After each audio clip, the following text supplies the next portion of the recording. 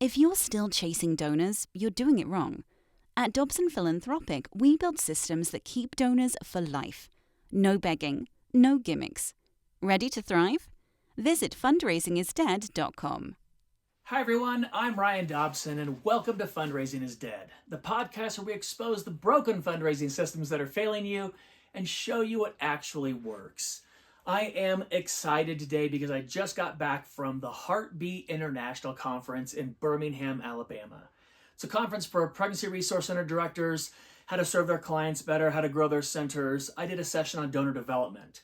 If you don't know, I'm adopted. I was adopted through a pregnancy resource center, so that is one of my those are my special organizations. And I had a great time, met tons of people, talked about gratitude, talked about data collection, and how to have a great banquet. Got a lot of questions and it led me to today's program. And that is, how do you talk to donors? I did a show called There's No Magic Words. I did one that the myth of the big ask, where you shouldn't be asking for money from donors when you call them. So if you're not going to talk about yourself, which you shouldn't, you don't need to. And if you're not going to ask for money, what do you say? How do you talk to donors? Great question. Let's address it today. First thing is, you got to decide when to call a donor. What threshold donation meets the criteria for you to call a donor? And everyone always wants to know what's the threshold. And I recommend a very low threshold. A low threshold. I go off my dad's threshold. My dad's threshold is $50. If you donate $50 to Family Talk, you will get a phone call from somebody. $50 is a great threshold because there's only two types of donors. I know we're going to do a program on this. I don't care what your avatar says. I don't care what your consultant says. I don't care what your demographics are. I don't care what kind of nonprofit you're running. I don't care what nonprofit you're running, where you are in the world. When someone donates money to your nonprofit, there's only two types of people that are doing that. It's either the sacrificial donor or the seed donor. They both believe in your cause. They both believe in your work. One of them is sacrificing to give you that money. The other one is seeing what you're going to do with that money to see if they want to give you more money. There's only two types of donors, and $50 is a great threshold because if someone's making a sacrifice for $50, that's a big deal. In today's economy, $50 is a big deal. You're going to go without something. If you know what your budget is and you're going to donate $50 to something, it's come out of that budget. Seed donation, there's at least 10 times that behind that. They're seeing what you're going to do with that. If they give 50, they have 500. That's the seed donor. So I always recommend call it 50. If you donate to Family Talk $50, you will get a phone call. Then what do you say, right? What do you say? Well, decide who's going to call. Is it your development person? And again, that changes for donation amounts, right? The higher donation, the higher level employee should be calling that donor. You get a big donation, it should be the president, CEO, vice president, a director, a board member. We'll do a show on board member involvement. How do you get your board members involved or more involved in your nonprofit? Great way to do that. Have them make thank you calls because they're not asking for money. See, they're not asking for money. They're just saying thank you. You can give them scripts. I can give you scripts. Email me and ask for them. Go to fundraisingisdead.com. The resources are there. Reach out to us. We help with that kind of stuff. But if your board members aren't willing to call and just say thank you, are they really that invested in your nonprofit? You're not asking them to ask for money. You're just saying call and say thank you. That's it. If they can't do that, maybe they should find another board to be on. Maybe it's not yours. So when you call, what do you say? I recommend when you hit that donation threshold, like this is a larger donor, right? The larger donor, let's say it's $1,000 and you're going to call that person. You're probably going to be a little nervous when you call. And I recommend to all my clients to leave a message. Leave 2 or 3 messages over about a 2-month period, establishing your credibility. I'm not going to ask you for money. I'm just going to say thank you. You can say thank you in 3 different ways. You can show the impact in 3 different ways. You can have a personal impact. It can impact another employee. It can impact the nonprofit or ministry itself. It can be an impact of the clients that you serve. It can be an impact of the project you're trying to fund, but show the impact in 3 different ways. Say you care about them in 3 different ways. I prayed for you today. If you did, don't lie, obviously. Do that 2 or 3 times over 2 months before you try to get them on the phone. And I know everyone's asking right now, well, how do I do that? What if they pick up the phone? Use tech to be your best friend. I'm giving you my secrets. Okay, when I get anxious or I want to call a donor and I just need to say thank you. Sometimes I really need to say thank you, right? And they'll be like, no, it's okay, it's fine. I understand, I understand. I need to say this. What you did is a big deal. And I want you to know it was a big deal to me. It was a big deal to this ministry. It's a big deal to my nonprofit. It's a big deal to my clients. And so I leave a message. So let tech be your friend. I use an app called Slide Dial, and the website is slybroadcast.com. There's an affiliate code down below. I don't get any money from this, but I get credits. If you use it, I get credits for phone calls. And I make phone calls all the time. I recommend you start your morning leaving messages on your donors' phones. When they get to work or they pick up their cell number and they hear that message from you, let it be a message that starts their day off well. Oh, wouldn't that be great? If someone called you first thing in the morning and said thank you, you look at your phone, I didn't see the phone call. Hey, someone noticed me, someone remembered me, right? Use tech to be your best friend. What's included in that phone call? It should be short, okay? Very short. In fact, I'm going to give you, Penelope Burke is one of my heroes in the development world. She wrote a book called Donor-Centered Fundraising. It's a fantastic book. It is a fantastic book. In that book, she has a list of 20 things that make a thank you letter superior. Okay, if you're going to write someone a thank you letter, this will make it better than everybody else's thank you letter. But I use this when I call donors. I keep all these things in mind when I call a donor and leave a message. So you can download this at fundraisingisdead.com. I'm going to give it to you here. You can see it on screen if you're watching on YouTube. Number one, the letter is real, not a pre-printed card. I know I'm talking about goes for written. You get the concept. It's personally addressed. It has a personal salutation. No dear donor or dear friend. It's the same thing as saying current resident. It's the worst. It's personally signed. It's personally signed by someone from the highest ranks of the organization. Again, higher donation, higher rank of the person writing the note or making the phone call. It makes specific reference to the intended use of the funds. It indicates approximately when the donor will receive an update on the program being funded. It includes a name and phone number of a staff person whom the donor can contact at any time or an invitation to contact the writer directly.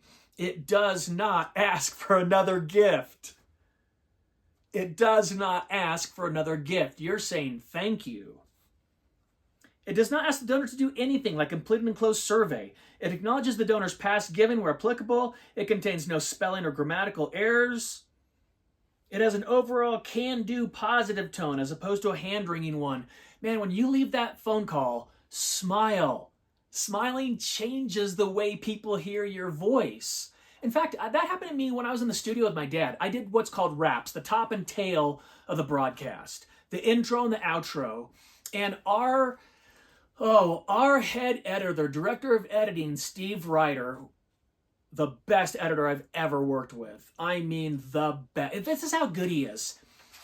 He's so good and he knows me so well that when my tone is off, he would tell me. He'd be like, hey, dude, you okay? And I'm like, what? And he's like, you sound stressed. And I'm like, I'm not smiling, am I? He's like, you're not. And I'm like, okay. So I watch funny videos with him, or he'll say something funny. And sometimes I can't make the call. Sometimes I'd have to record it another time.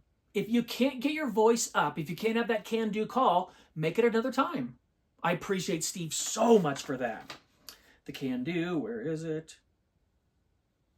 It communicates the excitement, gratitude, and inner warmth of the writer or caller. It grabs the reader's attention in the opening sentence. It speaks directly to the donor. It does not continue to sell. It's concise, no than 2 short paragraphs long. By the way, when you record your messages, you can record it over and over again. Make them short. Don't make them listen to a long thing. Make it short. It's received by the donor promptly. Plus, in some circumstances, the letter is handwritten. Okay, so 19 and 20 are 2 of the most important things. Received by the donor promptly. If you get a donation in, it meets the threshold, you should know immediately. You should get a text from your CRM. You should get a text from your finance person. You should get a notification immediately when you receive a donation at whatever threshold you've set. $50, $100, $500, whatever that is. If it's the phone call you're going to make, you should make it as soon as humanly possible. And it's great if you're just going to leave a message, because you can do it immediately. received by the donor promptly. In some circumstances, the letter is handwritten. Why do I say that? Because the same thing goes for written as it does for voice calls. You can type out a thank you note and handwrite a little note at the end. Thank you so much. Prayed for you today. Whatever that thing is, and your name. You can sign it, not with a ballpoint pen. Please, goodness gracious, use a real pen. You can type out the 2 paragraphs and write a handwritten note at the bottom. It's virtually as good as a completely handwritten letter. In fact, I know Burke might disagree with me on this. And if you're a cheerleader, if you can write an entirely handwritten note and your cursive is legible and it's readable, then fantastic. But if you're like me, where are my practice sheets? They're down here somewhere. Here's my practice sheets. You can download these at fundraisingisdead.com. It says Steve right here because my mentor Steve gave me these practice sheets. I had to relearn how to write cursive again with a fountain pen because that's how important thank you notes are.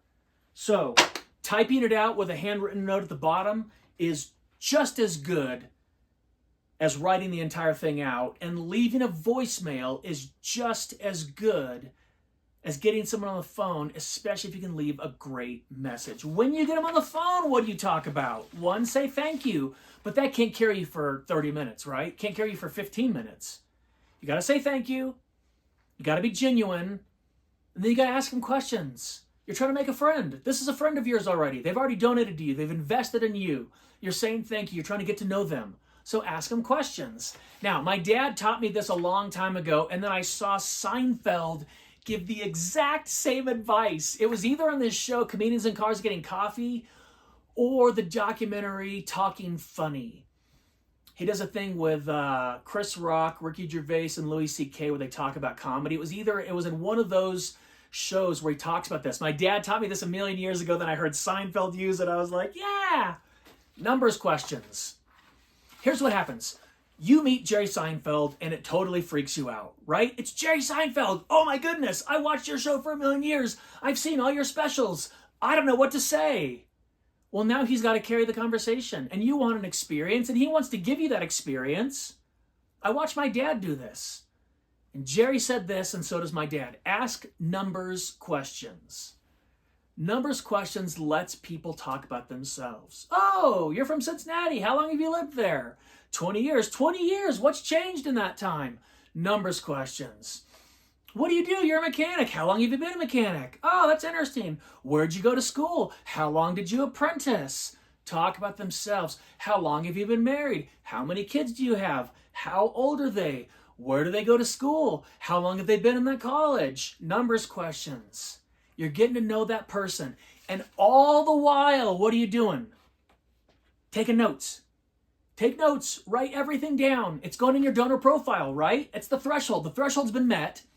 You're going to call a person. You're going to create a profile on that person. Who is this person?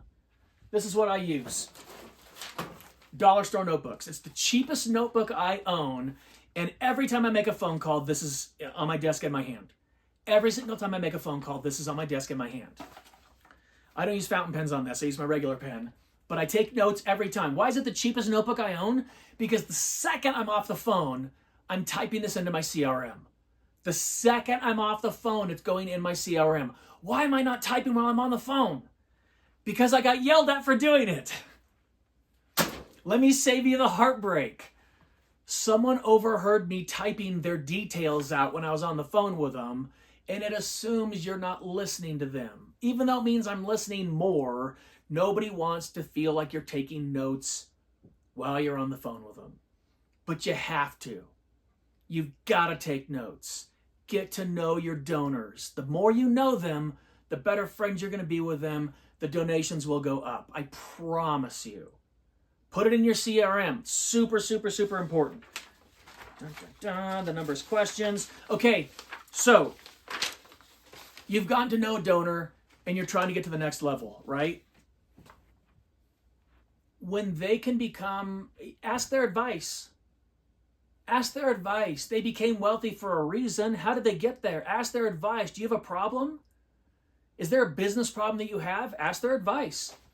That's a high level, right? That's a high level. And you can't do it fake. It's got to be someone that they can actually tell you something that you need to know. But if that person has something that you need to know, then it would really help you out. You can ask. You can say, man, I appreciate the impact you've made on this ministry so much. You know what? Can I ask your advice about something? Before that one, an earlier question that nobody gets asked, I know this because I ask it all the time, why'd you give? Why'd you give? Some people are afraid to hear the answer, but I'm not. I want to know why. Why'd you give?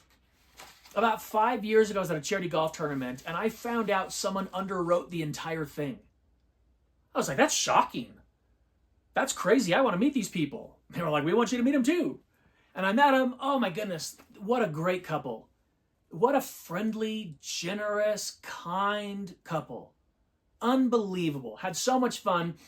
Later on in the day, I saw the guy's wife, and we exchanged hellos. And I said, hey, can I ask you a question? And she goes, sure. I go, listen, there's a lot of I don't want to tell you who it is. I'll just say this. There's a lot of organizations like this. I said, we are so flattered that you would underwrite this golf tournament, but there's a lot of organizations you could have given to. Why'd you choose us?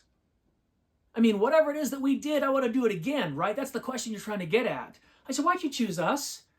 And she goes, Ryan, no one's ever asked me that before. That's shocking. These are multimillionaires. They have their own family foundation. They have a business foundation. They donate so much all over the place. No one's ever asked why? That's crazy. But it means you can be different. If you want something different, you got to do something different. Call donors. Say thank you. Ask them about themselves. Get them talking about themselves. Make a friend. Ask them why they donated. Try to repeat whatever it is they tell you. All right, closing thoughts. Okay, so this week, when you listen to this program, choose 3 donors, leave 3 voicemails. Leave 3, my goodness, 3 voicemails this week. I would say leave them 3 today because they're not that long, but practice. Leave 3 voicemails this week. Memorize numbers questions when you call donors. Memorize 3 numbers questions. Call a donor, get them on the phone, see if you can ask that question. See if you can slip it in a way that makes it casual. And then, start one of these. Start your phone call notebook today and then input it into your CRM. That's how you start talking to donors. Hope you're having a great week. If you need help, you can go to fundraisingisdead.com. We would love to work with you. We'll see you next time. Struggling to keep your donors? Wondering why they're walking away? At Dobson Philanthropic, we help nonprofits turn donor loss into lasting loyalty with a system that works. Grow, thrive, win. Visit fundraisingisdead.com.